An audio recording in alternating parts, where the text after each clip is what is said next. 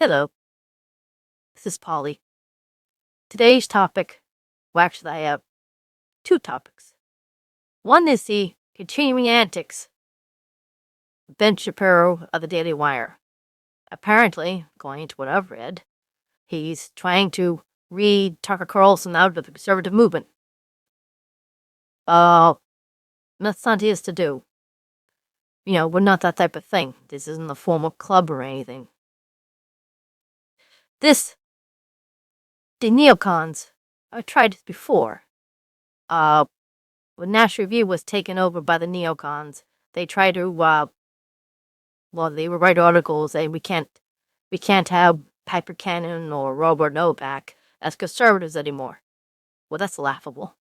Who are they? Anyway, National Review became like the Weekly Standard, a neocon rag, and it failed.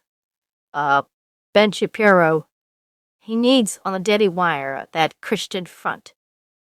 If it's just a bunch of Jewish neocons, no one's going to watch it. He needs guys like Matt Walsh, which I believe he's also had an argument with Matt Walsh. Ben Shapiro is Israel first. Israel over all. You can't have a guy like that lead anything in America. Certainly not the populist movement inside the Conservative Party. However, on the second topic, is that Tucker Carlson was wrong about dropping the bomb on Hiroshima and Nagasaki. Here's why. He's correct that this was a terrible thing, but that had to be done. Japan had decided, it had a privy council of 6, and they were going for the war. Japan, by that time, had tremendous losses. They were to lose 2 million people in that war. Soldiers. Half of them, 1 million, starved to death. It showed you that the Japanese just were living off the land. And they had shown no signs of surrender. Okinawa was terrible. They showed that they didn't care about losing their own civilians. And that's one of the things that caused Truman to say, yeah, let's go with this. But before we get too upset about Hiroshima and Nagasaki, remember this. And this is what Tucker Carlson has a point. Before that, they had firebombed Tokyo. Over 100,000 people died in one night. It is to this day the worst worst killing of civilians in history. That should cause you to think a little bit. I mean, we had bombed in Germany, Hamburg, which was around 40,000 people. I mean, it was a civilian bombing. We did for supposedly for munitions and things, but it mainly was a terror bombing.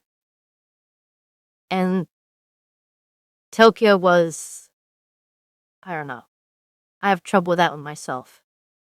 That's 100,000 civilians. Did it do anything to the war effort to stop a war? I don't think so. But Hiroshima and Nagasaki did.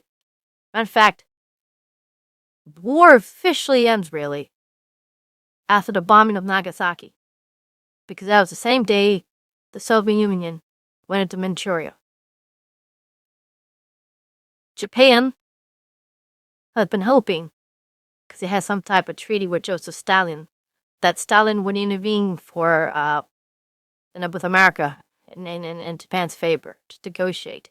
It shows you how unrealistic they were. Stalin was just going to grab whenever he could. Once he understood what old Joe was really up to, the emperor came into the Privy Council was, I believe, tied 3-3. None of them wanted to surrender. They brought the emperor in, and he said to the military, "Where have you stopped the Americans?" And he said, sign the treaty. This is the best we're going to get. And they did. It was a terrible thing, bombing civilians. But Tucker Carlson has got to realize. Well, let me backtrack a moment. I shared an earlier video. I started becoming conservative when, after school, I went to my father and said, "It's horrible what we're doing to the Indians." And he said, "Well, join give it back." And the answer was, no, you couldn't give America back to the Indians, even if you wanted to. That was impossible. Take the emotion out of it. And you saw that it was silly. Take the emotion of the bombing of Japan, and you see that it was a military necessity. That's why you don't want to fight war. Hiroshima, Nagasaki, and the firebombing of Tokyo are the things that it can produce. And as terrible as that was, now, no one's going to glorify it. It had to be done. Japan wasn't going to surrender. They'll be brought to the knees. That's all. That was on them, not on us. So Carlson is wrong there. Anyway, that was my 2 cents. This is Polly.